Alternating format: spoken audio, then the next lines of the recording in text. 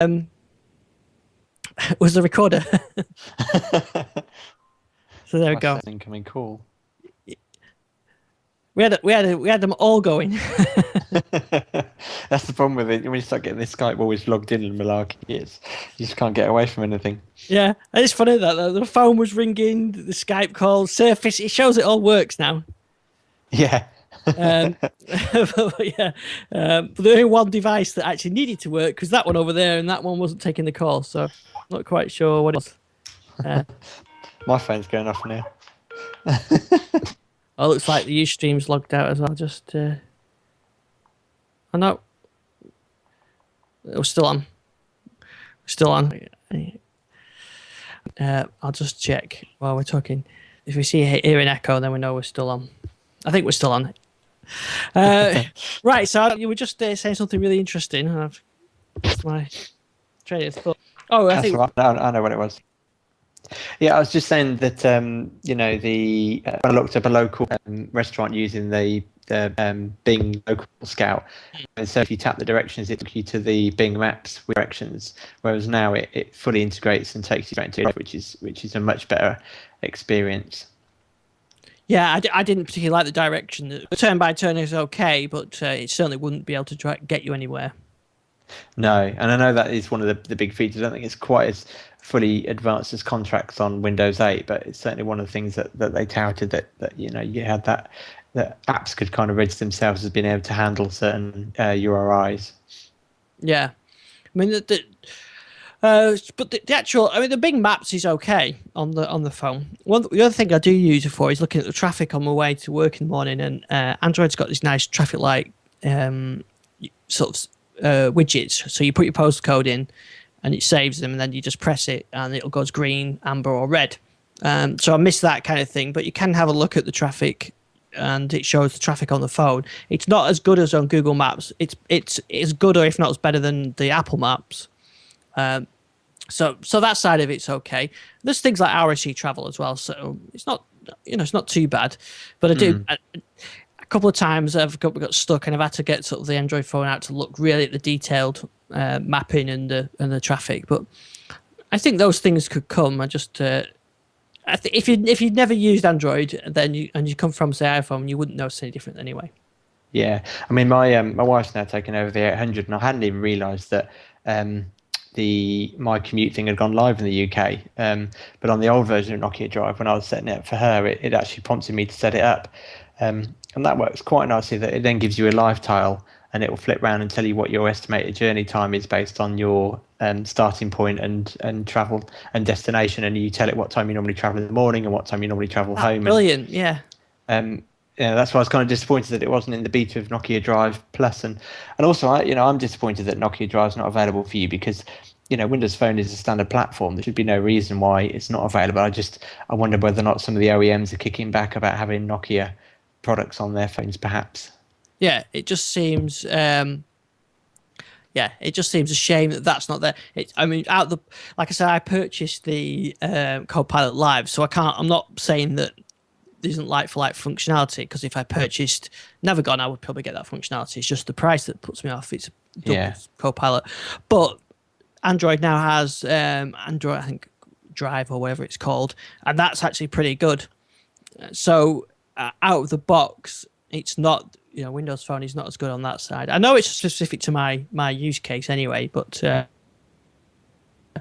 aside from that, I've not found it's been, it's not been painful or anything. I've actually really enjoyed using the Windows Phone. And I tell you what I have found as well, going from that big Note to this, it's a lot slimmer. It fits in your pocket better, and it's one-handed. Now, I've always kind of dismissed that when people say, "Oh, that's the problem with the Note, it's one-handed." I go, "Oh yeah, never mind." But actually, it can be very handy just to be able to type a text message or an email reply with one hand while you're doing something else, not driving, obviously.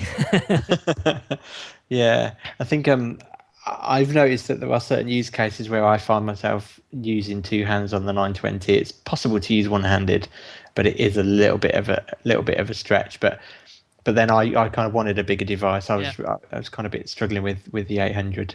Yeah, I mean, things like the browser, everything's pretty good. So yeah, Windows Phone's a platform is is solid. But that's it. It is a platform, and it's a new platform, and it really does need a push from Microsoft and developers to take it forward.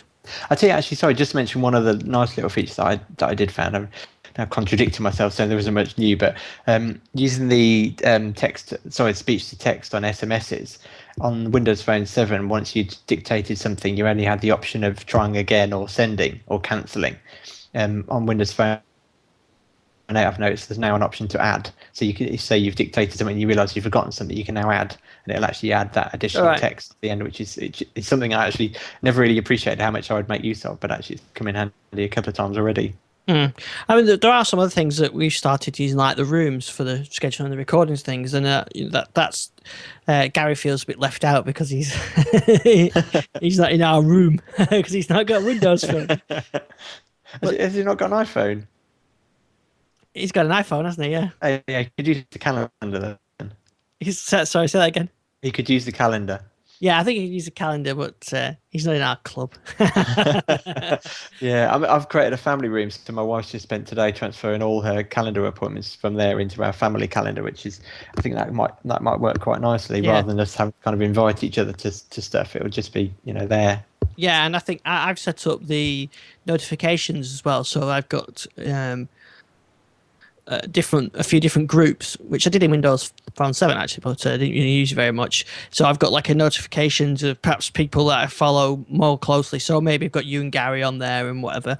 And then I've got a family one, so I can see sort of the Twitter and Facebook notifications from the family. So that side of it's quite nice as well. And the combined People Hub, it has its limitations, but actually it is quite nice to combine the views to get Facebook and Twitter together. Yeah, no, definitely. Yeah, I just make a little bit of use of the group, so I kind of was quite familiar with that one already. But yeah, it's nice. It's now been put into its own section. It used to kind of sit right at the top of the of all your contacts. So yeah, it's quite nice to have it separated. Other things that I mentioned about podcasts as well. So from being a consumer and a podcaster, I was interested in the podcast support, and I found that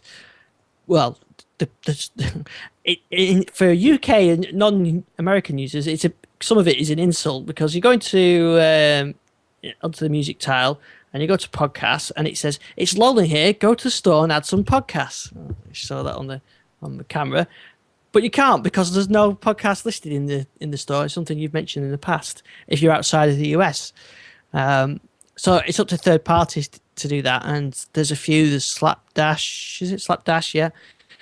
And I've been using Brincast, which is okay, but it's very manual. On the when I used to use my Zune HD for podcasts, it was great because that used to pull them down overnight and sync them up and whatever. And then when I went to Android, I used an app on here. I forgot what it's called now. But it's really good. You can synchronize with Google Reader. And you can tell it to bring down your podcast overnight. It's a great app actually, and I've got really used to that. So they're always there in the morning, all the latest shows and everything. Then I come back to Windows Phone, and I've not got that. But Brincast is okay. There's no Google Reader import or anything. You've got to manually bring them in, but there's no automatic, and I think that's the biggest weakness of it. But I did reach out to them as well. Or I think they messaged me on Twitter, and they said that's something that they're looking at. And there's a version 3 coming fairly soon. I think there's a beta soon, so got more automated features in hopefully. So that should be better for us.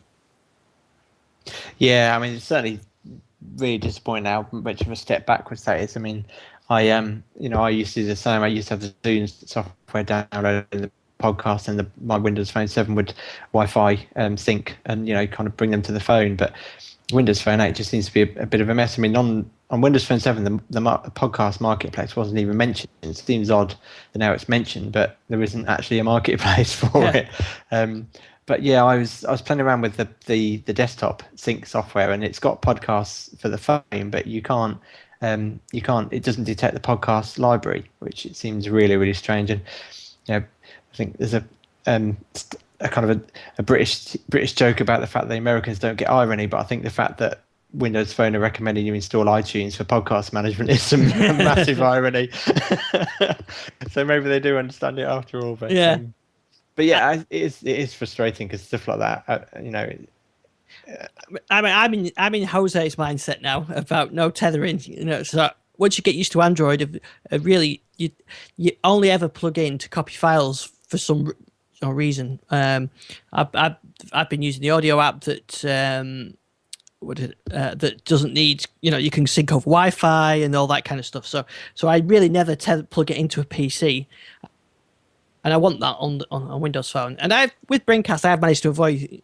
I don't need the PC to sync it. It's just I have to remember. And there's nothing worse than at sort of 7 o'clock in the morning, just as I'm about to leave, and I think, oh, I've not pulled down the latest ship podcast, and it's too late now. I'll have to wait till I get to work. And so it needs that. And I think perhaps previously it wasn't possible on the old platform. Now it is possible with the background and the way that background programs can work. So maybe we'll get that stuff, and hopefully I'll get that Braincast beta soon. Yes, yeah, I think that. I mean, they certainly need to do it. I mean, I guess there is that small argument that is podcast a relatively niche thing, but I would argue that it isn't. That it's something that does need to be there. People, at the end of the day, Mark, Windows Phone needs to have parity with other platforms, and unfortunately, that's a big gap they've created, and I think that just underlines the fact that it is yet another reboot. With iOS is the Apple Podcast app, which I know it has its frustration. It does do the job. The one I'm using on Android, if anybody's got an Android phone, is Beyond Pod, and I really recommend that if you're on Android. It's a really nice tool for making sure you get all your podcasts on there without having to manually remember anything. And it'll do things like you can tell it to sync at 3 o'clock in the morning, but only if you're on Wi-Fi and you're on power. Those kind of things. So you've got kind of rules there that stop things from draining your battery or using your data allowance or whatever. So, anyway, not got that, but hopefully Braincast will bring that out. So. Where else have I found I've been using it? The battery life. You remember last week, I think I talked about the battery life being a bit iffy. Either there's an update or something, but this is really settled down now. I'm looking at this now. I've got a live tile with the battery notification on it. It's quite a nice little app. It'll put it on the lock screen as well. But it's showing me 75% at the moment. So that's been running since 7 o'clock this morning. It's charged for an hour or so while I've been driving. But that's what did I say?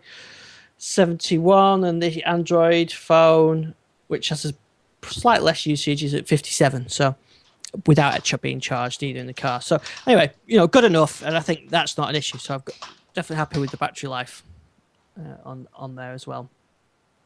Yeah, I'm kind of a bit mixed with the 920. I mean, it's supposed to have the biggest battery of all the Windows phones. I was kind of hoping that it might have been at least a day and a half. Now, obviously, as we talked about before, any new device always gets a bit more kind of fondling than average use. So, but I've been finding that. I mean, I had this on charge. One of the things I've taken out is sorry. So this was last charged 7 hours ago, and I've got 14 hours left, 71%, which means really you're still looking at charging it once every 24 hours. Which is, I mean, still better than the 800. The 800 really struggled to get through the day. Now my wife's got it, and it's lasting a number of days between charges, but then she doesn't have a data plan, so the data's turned off.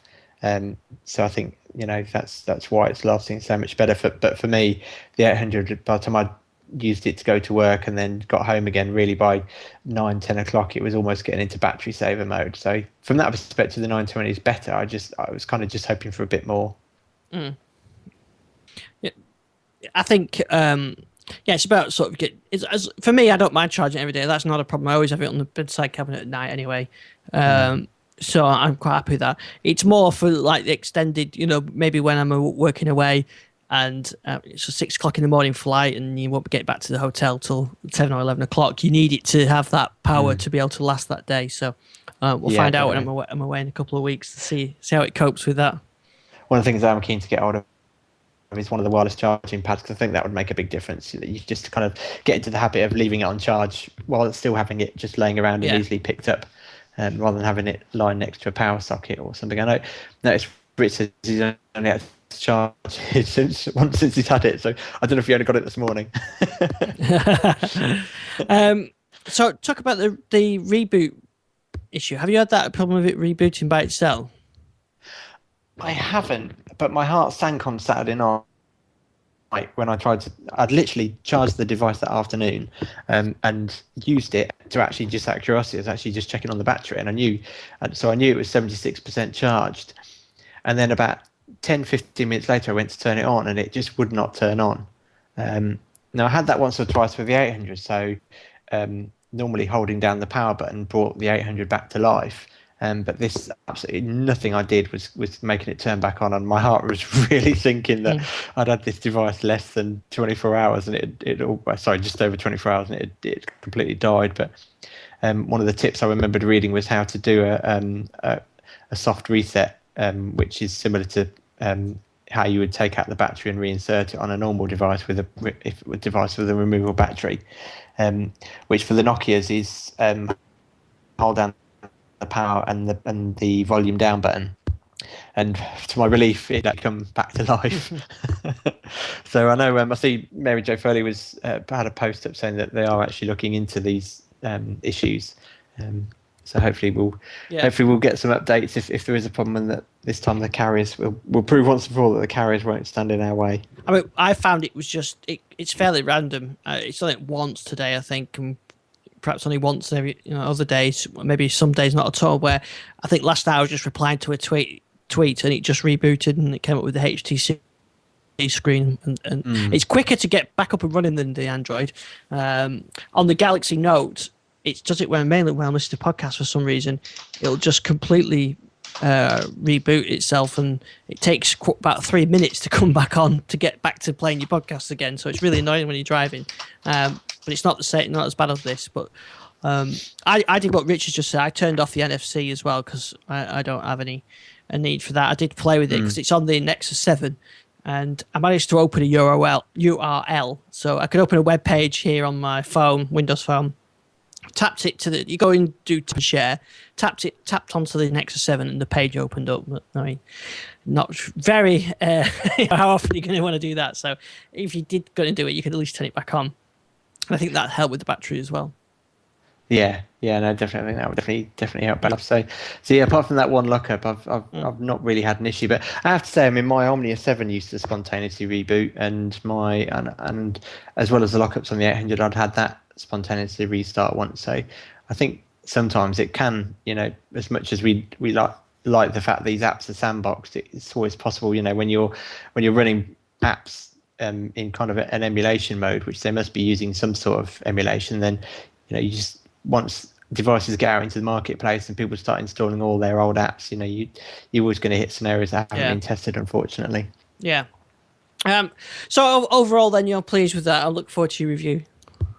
Yes, I am. I am really, really pleased. More pleased with the 920 than I am, amazed by Windows Phone 8. But I do hope. I mean, from my perspective, a really good thing is that we've seen on Windows Phone 8 things like Angry Birds Star Wars and Angry Birds Space come almost immediately to the platform, and I think that speaks volumes for what Windows Phone 8 and the underlying operating system means for the ecosystem.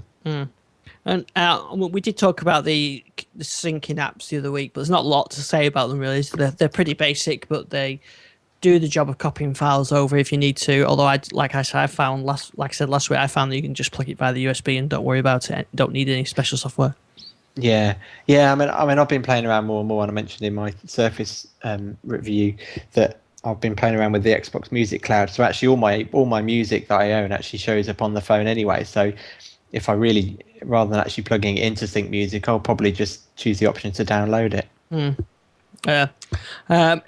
So what storage capacity is the Lumia? It's 32. Right. 32 gigabytes, so it's ample, considering the Omnia 7 was 8 and the 800 was 16. So I mean, I don't think I ever managed to fill up the 800, so that should be more than enough for me. I think in hindsight, it wasn't possible for me to get the unlocked Lumia yet without paying really stupid money for it, so it just was out there. But I think that would have been a better phone for me with the extra capacity and the drive and everything else, so that would make up for some of the issues that I've got. But I really am pleased with the 8X, and I've been carrying around both phones with me for the last week or so, and like a comfort blanket, I did actually manage to go out without the comfort blanket of my Android phone for over the weekend. So Yeah, it's, That was a big step forward. yep. I know. I was carrying I my know Nexus another. 7 Surface laptop. Yeah. I know another strange anomaly with Windows Phone 7. Rich has mentioned about he's driven to distraction by the loss of the Zune client. Well, another odd thing is that actually Windows Media Player works really, really well as a sync client for music and stuff. Oh yeah, You because it can. uses it as a drive. Yeah, Yeah, it sees it as a drive, so it's a it media almost it device. takes me back to my Windows Mobile days where I used to configure my Yeah. sync and drag and drop to the device using Media Player. So I think although it's again another step backwards, it should replicate some of the functionality of Zune in terms of automatically synchronizing songs.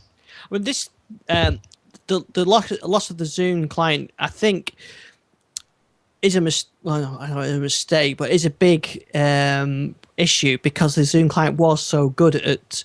Yes, it didn't work very well on the touchscreen, but it was a really nice app. And I remember when they went from the original Zune software, which was a reskinned media player, and it was horrendous. And then they brought out the current version, which I really liked, and actually used to use it for music playbacks in Windows because I quite like the client. It is missing that, but I think they've got to break away from having the need for a PC-based client and move forward. But it also, I think, the Zune software and platform was a victim of the Sinofsky Yeah. era at Microsoft, where Zoom was another team, nothing to do with him, and and that was kind of frozen out, I think, along with Media Center, which was another team that developed it and wasn't really a welcome part of his platform in Windows 8. So not that they'll ever come back now he's gone, but that we are where we are now. So the syncing is basic, but it works. But I don't want to need. I don't like iTunes, and I very rarely synced up my iPad with iTunes. So if you can get away with everything being standalone, then that's got to be the way forward. Yeah, I think so, and I think I do wonder how many kind of normal, not that there were many, but how many normal Windows Phone users actually bothered even installing the Zune client. I think one of the things they've done is clearly try to make it work with iTunes for all the people they're trying to get moved over from iPhones. But also, I think Windows Phone 8 is kind of moving a bit like the Surface is. It's moving to that kind of cloud model where they just expect that anything you want to sync to the device, you'll either have in your Xbox Music cloud or you'll have it sitting in your SkyDrive, in which case you can just download it to the phone rather than having to think about it. Because if you imagine someone like Jose as an example, the last thing he wants to do is tether it to Zune. So for him, the loss of Zune is actually a positive. It's just unfortunately the other casualty along the way is podcast support. I'm Rich. And Rich, yeah. He reckons he's been thrown under a bus, so to speak. Yeah, I mean, in theory, the Xbox Music stuff should pick that all up. One question I had though is like the album art. I've got some albums that have not pulled the album art over, but there's no way of sort of correcting it from the phone, is there? No, I don't believe so. And it's so funny really because I kind of had a negative view of Zune because I used to find when I synced music to Windows Phone 7, although it did get better over time, that none of the it didn't really recognize the artists, so it didn't pull down information from Zune. And there was actually a Microsoft knowledge base that if you rip the music with another tool other than Zune, that it didn't quite work properly. And in my case, all our music had been ripped using Windows Media Player. So it's interesting, kind of Rich has got that other view. I ripped all mine with the Zune, or most of a good amount of it. Well, I was actually using the Zune HD and the Zune 30. So it's funny when you go into the music player. Actually, you can see it's virtually the same as the Zune HD. Yeah. I just like to fix the album art issues, but I guess I'm gonna have to do that on a PC, which is not work. Whereas on my Android phone, I got an app that just fixed it anyway. And I think actually the music program I've been using had an option to fix the album art as well. So it's maturity, I suppose, of the maturity of the platform.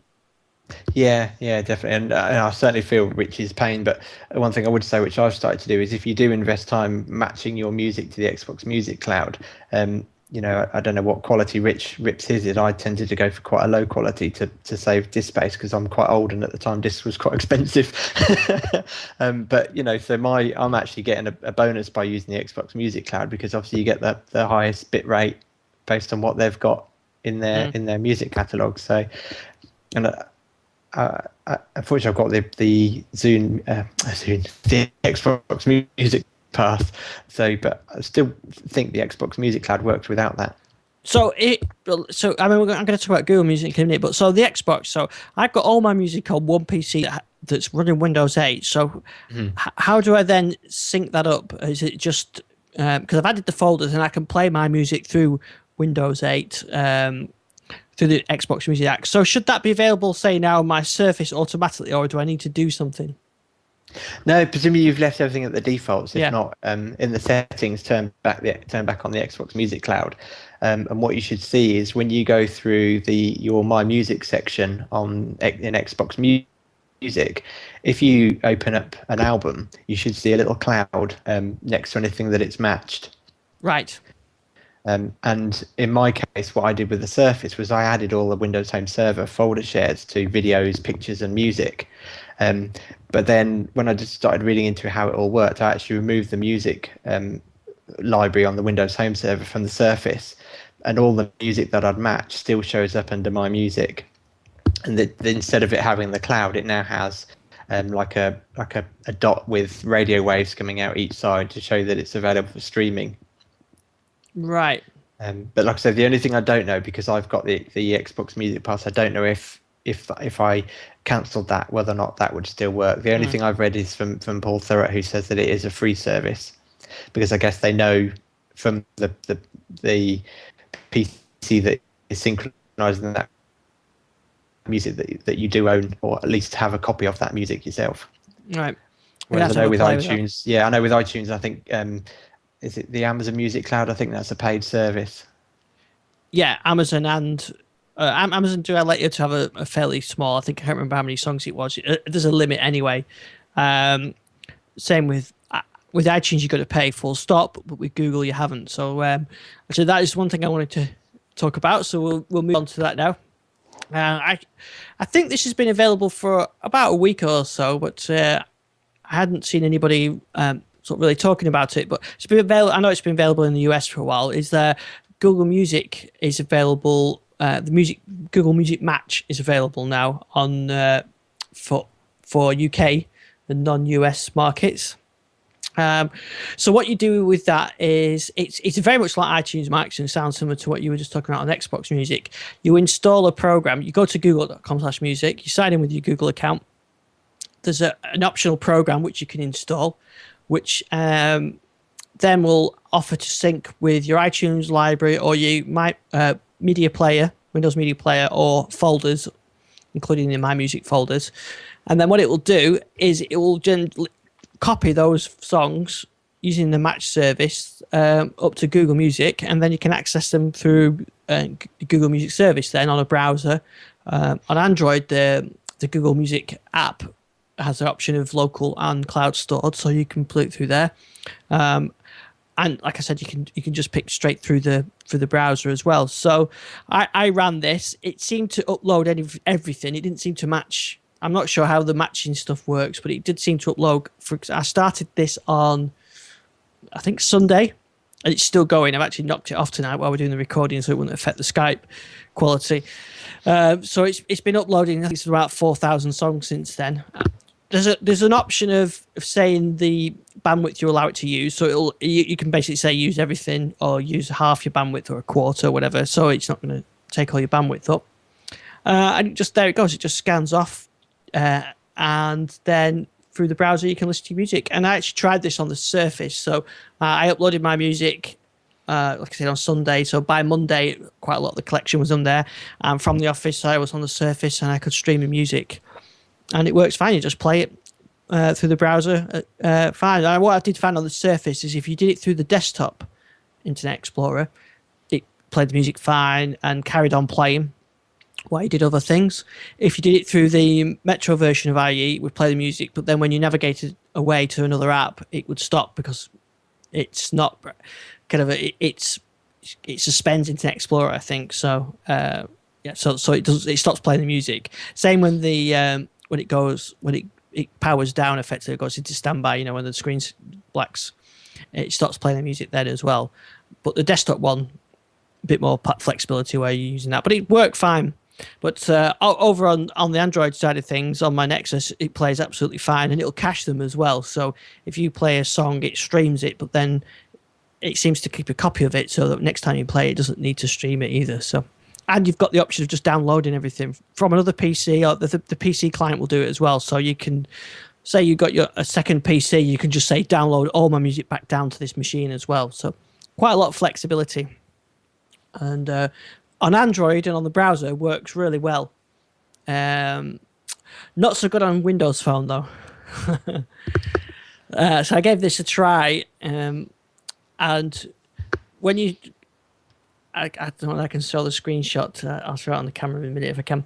So I thought, well, I'll give it a try on Windows Phone, which I did, and it asked me to install Flash, which is not what you expect on a sort of modern app.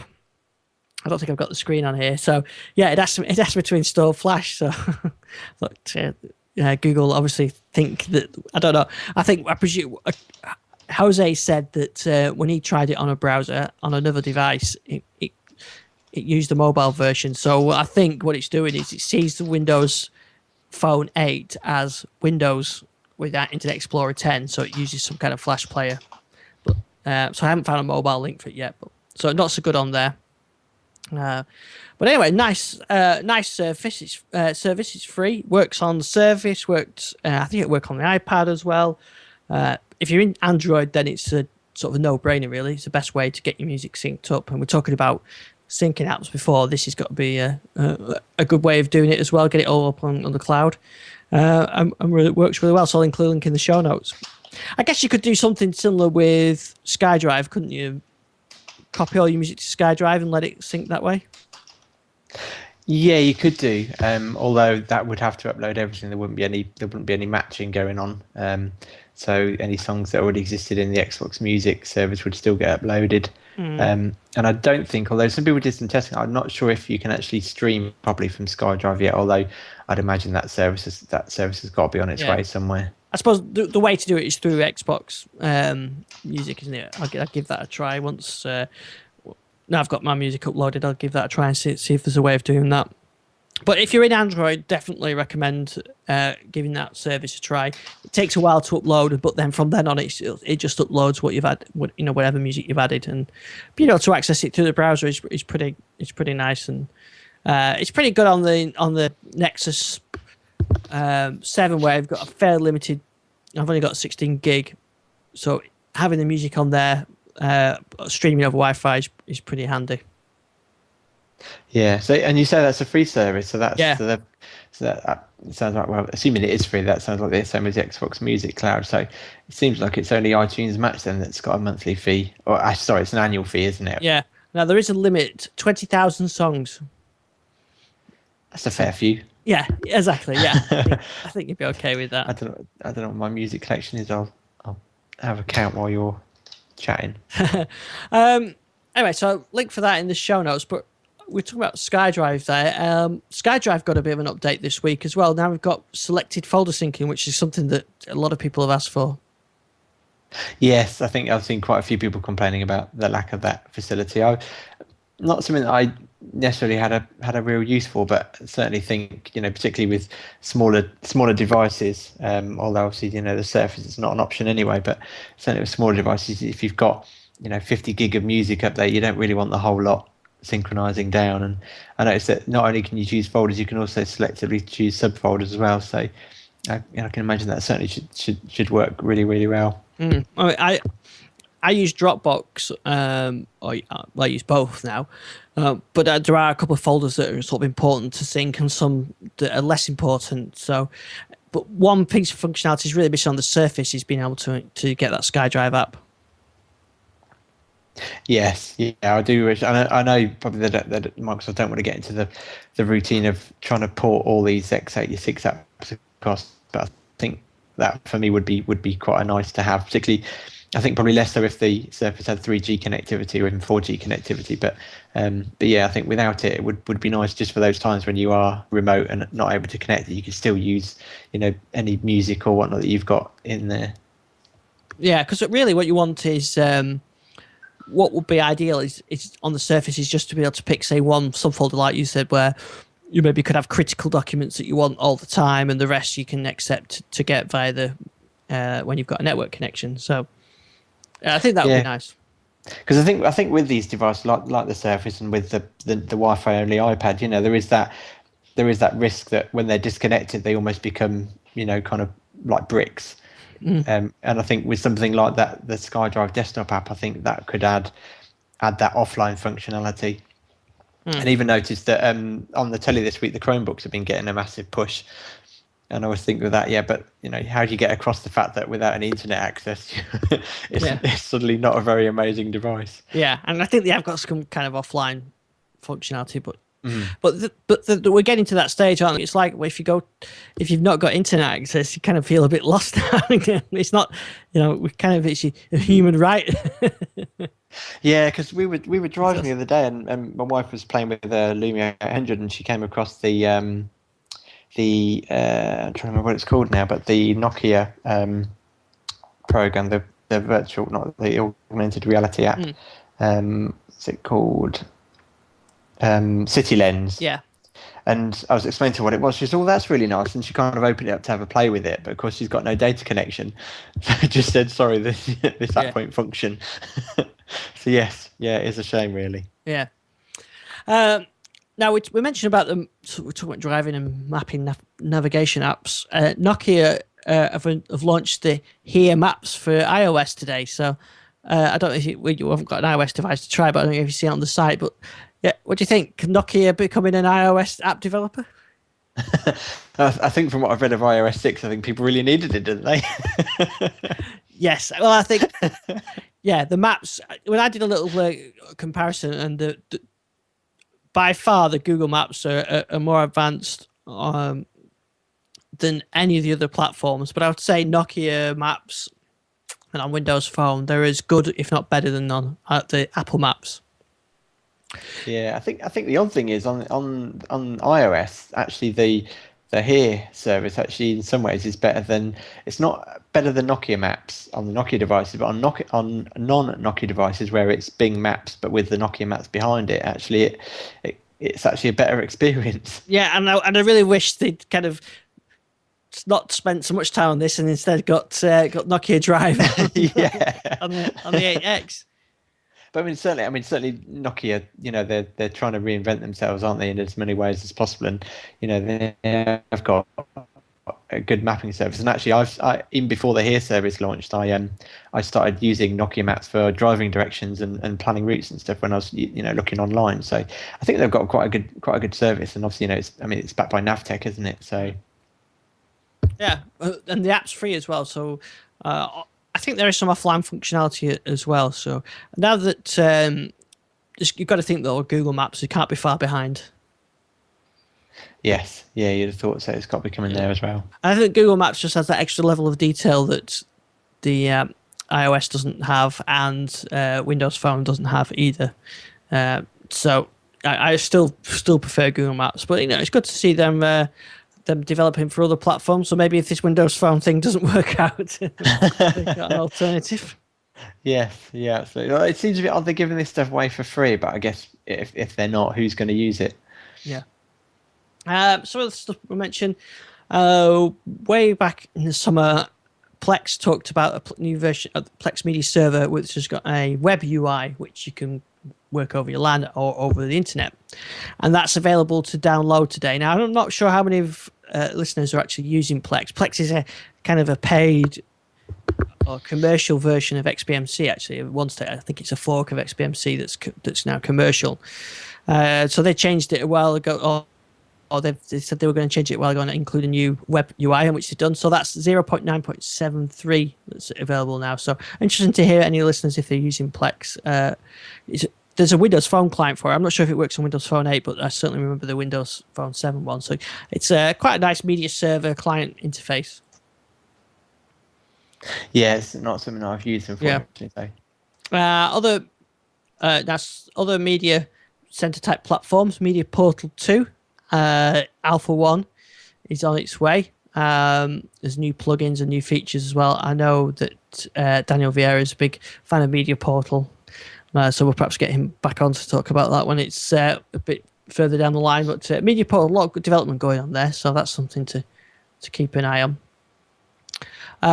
We talk about SkyDrive as well. I should mention the SkyDrive Android app has been updated as well. So Microsoft are keeping this cross-platform, I think, as well as the PC client that was updated and the Mac for Selective Sync. The Android one has been updated as well. So they're keeping these apps updated. Yeah, I kind of wish I still got access to the Galaxy Tab. I'd have quite like to give that a go and see how well it worked. Yeah. Other updates. Skype has been updated for Windows. There's a bit of a problem with the naming around this now, I think, because you see the sort of headline Skype for Windows 8 updated. Well, it's not really Skype for Windows 8, is it? It's Skype for Windows Store because it works on Windows 8 and Windows RT. Yeah. And there is a separate Skype for Windows 8. Yes, and there's the desktop. Yeah, it's yes, all very confusing. Yeah, so I've started calling this now Windows Store. So sort of on the blog I put Skype for Windows Store updated rather than I did see some people saying Skype for Windows 8 updated, and in my view, it's not. Steven Sinofsky's laughing somewhere. Of course, we could have just said the Metro version of Skype's been updated. Yes, yeah, I still like that term, Metro. Yeah. Which, like I said, Skype. I think I like the Metro Skype client. I think it looks good. It's better than the old PC version. At least I can end calls on it better than I can in. It was quite funny as we lost the connection before. It was all these Skype things were ringing all around me, Windows Phone and Surface and everything else. So Skype is becoming. I mean, I've always been a big Skype fan, and I've used it since 2005 when we started doing the podcast. But it seems to be. Microsoft's takeover hasn't slowed down the development, which is really good. In fact, it seems to improve the development rate.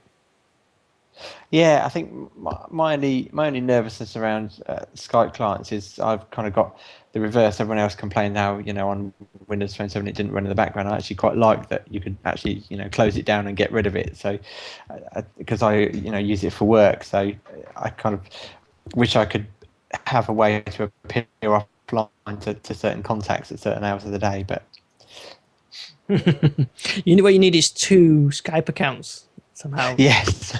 Yeah, but the thing is now it's tied into your Microsoft account. That kind of becomes more difficult. Yeah. They also released an updated version for Linux as well last week. One app I want to mention as well that's exciting coming is Tuna-free MCE is being ported over to be tuna-free for Windows Store. What was that, sorry? Tuna-free MCE, which is one of the most popular apps on Windows Media Center, is being ported over for the Windows Store. Yeah, sorry, I did actually see your post on that because I read that with great interest because, at the moment we haven't got any of the TV catch-up services at all on Windows 8.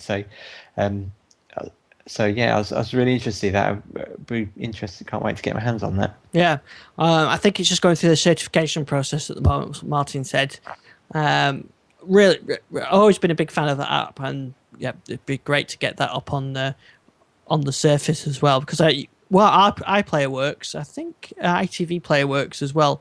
I think there's one of the. Is it Channel 4 uses Silverlight? One of the UK services uses Silverlight. Yeah, I'm not sure. I know I tried to use Channel 5 catch-up service on the Surface, and it was just unwatchable. So I'd be interested to see whether or not the Tuna-free MCE manages to work around that issue. Maybe they'll be plugging into like a mobile feed or something. Yeah. A video I posted this week. Another way of getting TV on your Surface is using the DVB Link client. I know we talked about it a few weeks ago. Was it on the Surface, Ian? Yes. you spotted my. Yeah, and you've got to blame this little guy here, this HTC, for that because I actually I thought I'll do the video on the 8X and show how we can do videos. So I recorded the video in the morning, didn't get a chance to edit it. So in the evening, I just went to edit it. And I don't know what happened. Other videos are okay, but this one, when I imported it to the video editing, it says it's running at 15 frames per second instead of 30 or whatever. I think they're normally 30 on the 8X, which I would have thought was 25 or 50. But anyway, and it played at half speed, so it was like it recorded it at double speed and played at half speed. So it's like slow and jittery and whatever. And it just seems to be that recording. So other videos that have been done before and since then have been fine. So I don't know what was going on with the phone at that time. So I had to re-record the video with my flip camera and made a slight faux pas in there. So you should have waited for the 920 with that image stabilization. Yes. But anyway, the app works.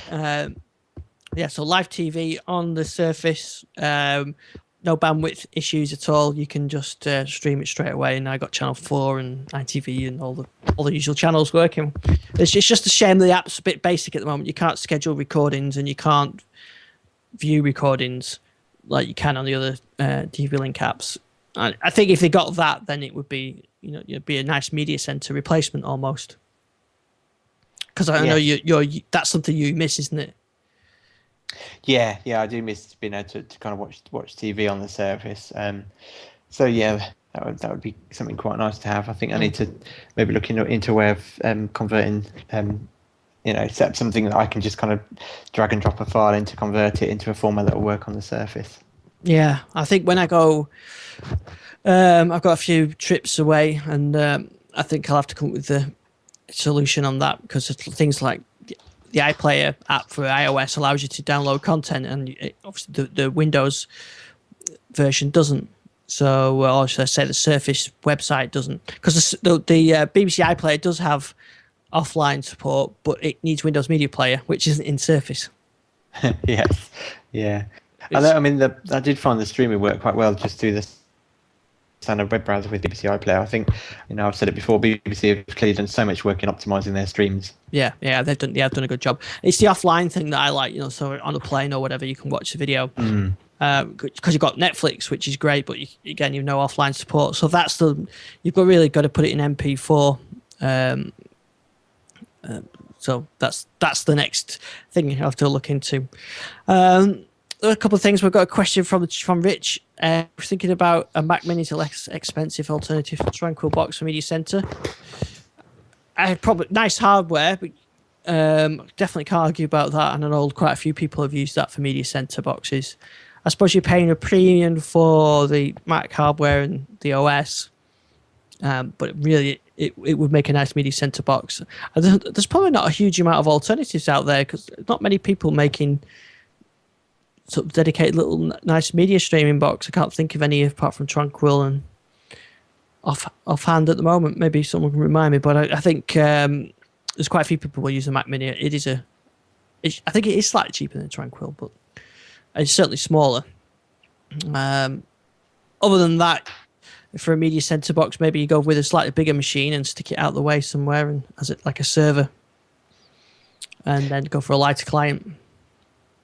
Yeah. I mean, we just use our normal desktop PC now as a HT PC, and that works quite well. The downside is, if someone decides to reboot the machine while you're recording something. Yeah, absolutely. Okay, what else I want to briefly mention? We're running short on time. Android 4.2 was released for the Nexus 7, which I installed, which there's a few things in it. There's a new lock screen where you can add widgets to the lock screen. But there only seems to be 3 widgets that you can add in there, which was a clock, a calendar, and email, I think it was, that you could add in there. So not too bad.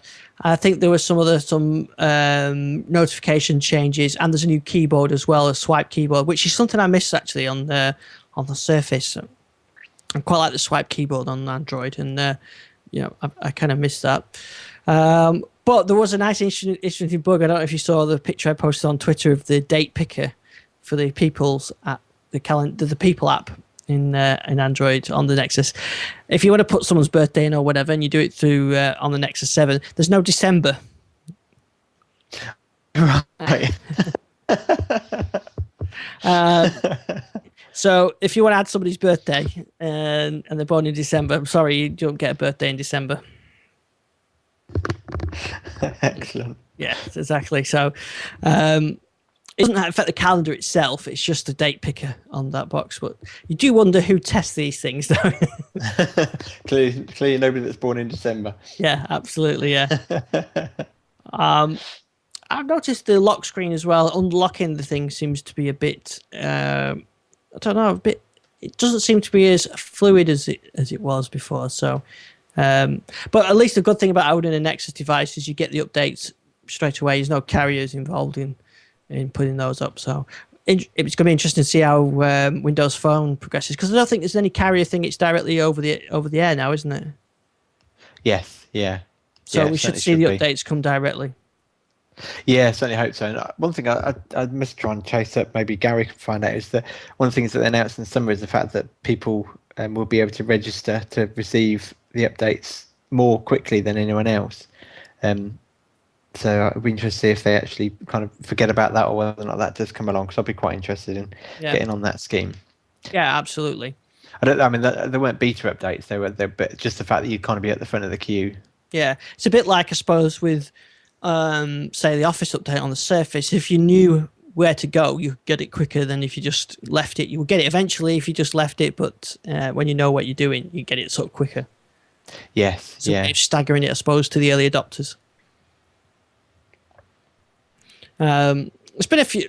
How have you found this Surface? I don't know. Have we talked since there was the firmware update? I think it was last week. Was it when it all blurs into one now? yeah. I think it was after the updates rolled out, because it would have been. Yeah, it would have been Patch Tuesday when we spoke last week. Yeah. And those updates don't tend to come out until the afternoon in the States. So I think it's probably afterwards. And I know I think I tweeted saying that I seemed to have improved performance, but I think it was just the fact that the device had been restarted. I think it was just kind of that freshness. But more than that, really, I've kind of noticed really the updates to the apps. Mostly, the Xbox Music app has been updated a couple of times already. And so, yeah, just really want to see either Microsoft patch the underlying operating system, or for the apps to start taking advantage, because they do feel a bit sluggish sometimes on the Surface. Yeah, there's a little bit of work to do, and I like the People app, actually. I've got to say, I know people have criticised it, but I quite like it. Yeah, I like it. I mean, I tend to use it more at the moment than I use the Twitter clients, primarily because I found the ones that are available are quite buggy, and obviously there's the story of TweetRow getting not shut down, but kind of being forced to shut down now they've reached their token limit. So I tend to use the People hub quite a lot. The only thing I wish, and I don't know if they've fixed this without me noticing, is that there's no way to actually start a tweet to somebody. Oh, there isn't, no. Which, as I mentioned before, I'm pretty certain in the preview apps, I'm pretty certain it was there, but not sure now. It seems to have disappeared. Yeah, it's definitely not there now. Which seems an odd oversight, really. Yeah, it does, yeah. We'll see what it's like when the Twitter app comes out, the official Twitter app. I imagine it's fairly basic, as it is on Windows Phone. I found it a bit basic, but it's there. It just needs a bit of development. I did see the Metro guys tweeted today that they should have an update to that in the store pretty soon. Oh, that'll be good. Yeah. But for the moment, but for the moment they're focusing on bug fixes rather than adding features like the autocomplete and stuff. Yeah, that's not even in the Twitter app on the official Twitter app, is it? On the Windows Phone. So they've got work to do as well. Yeah, absolutely. I thought it had been added. Well, I tell you what there is. There's an at on the toolbar. There's an at symbol, and if you tap that, it will bring up the list of people that you follow. But yeah, there's no auto complete like you get in the likes of Rowie or Meadow. And I know TweetRow would actually introduce that on Windows 8 into their client, which works quite well. So it's a real shame for them to get shut down so quickly. Although one thing I don't understand, maybe you can explain, but I don't understand why, if they have a paid Twitter client, that will remove the token limit, because that's what they're talking about doing. Unless the paid client is to stop people just randomly using it, installing it, and then forgetting about it. I don't know. The whole thing just seems a real mess. Twitter seemed to be killing off was one of its strongest features, which was the third party client. So I don't know why. The one, none of the there isn't one for Windows anyway. So you've got, unless you use third party app, you've got to use a website for running on Windows. The one on Windows Phone is pretty basic. The one in the Mac is very basic. So it's strange, kind of a strange attitude, really. Yeah, I think they're in danger of shooting themselves in the foot, really, because like you say, it was the sudden growth in Twitter clients that actually made the service usable. And I think if you take them away, their apps are always so far behind what the innovation of developers can bring to the table. So I just think it's just really, really awful that Twitter, if they're not careful, people will find something else. Might take some time, but people will go elsewhere. Yeah, Skype. Yeah. Right. Well, I think we're kind of run out of time. So I think Gary did say try and jump in, but he was traveling about, so he's not made it back. So give us your Twitter and where we can find you. Yeah, you can find me on Twitter at Database Space, and obviously I've got my Surface post up now, and I should be following up with a review of the 920 and also Windows Phone 8. So you also find me on the Digital Lifestyle. Excellent. I think I need to get. I think I'm going to do another post on the Surface and the phone. I haven't used them for a while because I think your impressions change over time. So, and I think I've probably got a little bit more definitely positive on both devices actually. So I really love my Surface. I'm really. Initially I forced myself to use it over my MacBook Air, to see its limitations. But now my Air is. I haven't really used it. It's been sat on my desk. And I've a couple of times powered it up, but the Surface is doing everything for me, especially with the Type keyboard. The Type keyboard make a big difference for using it as a laptop. So the Touch keyboard is great for portability and everything, but the Type really does make a big difference if you're using it as a normal laptop. Yeah. Right. Well, we better go. So thanks everybody in the chat room. Thanks to BT for rebooting my internet during where it happened. Mid-show, and thanks everybody in the chat room, and we should see you back here 8 p.m. next week. I think I'm down at Microsoft MVP event later on next week, but we should be here next Tuesday as normal. Secret bunker. Yes, actually it is, because Bletchley Park. There's an MVP event at Bletchley Park. I think it's next week, don't know. Anyway, we'll see you back here Tuesday 8 o'clock. Yeah, cheers Ian.